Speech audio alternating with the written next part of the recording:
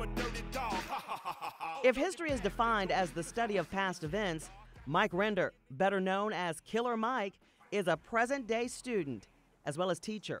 Born and raised in the Collier Heights neighborhood of Atlanta, he's giving back what was so freely given to him. All that's been poured into me through mentorship by people like James Orange and Andrew Young. If these people wouldn't have poured all this into me, you wouldn't have the product you have right now. And the product you have now is someone who understands that although social and political things matter, they matter most locally.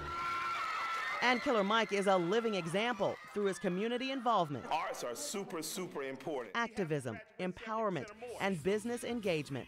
A beacon at the intersection of entertainment and social justice. Because I have a good job and I sing and dance for a living does not absolve me from social responsibility.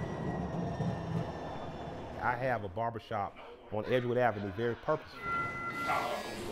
That call to responsibility he answered in 2020. That it is your duty not to burn your own house down. When protests erupted in downtown Atlanta following the murders of Ahmaud Arbery and George Floyd, as well as the police shooting of Breonna Taylor. I can just go home. I have my daughters there right now. And later, the fatal police shooting of Rayshard Brooks ignited citywide demonstrations. It was an opportunity to give back to the community all that is given to me. And that is the assurance that it's going to be okay. That is the encouragement that they were in the right.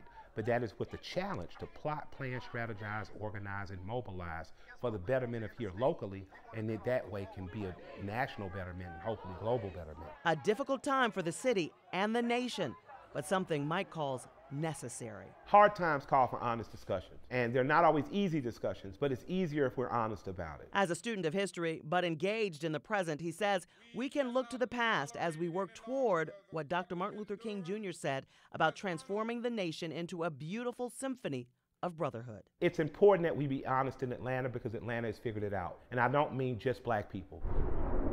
William Hartsfield figured it out when he gave Delta a 50-year lease.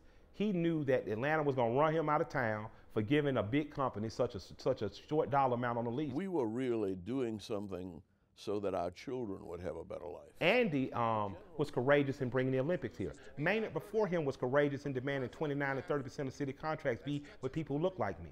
Because what they all understood is that if we do what's right for Atlanta, that will pour over into Metro Atlanta, pour over into Georgia, and no matter what color of character, who has it, if we have the ability to funnel justice and integrity and dignity and finance in the right places, Atlantans are going to find a way to cooperate. Karen Greer, CBS 46 News.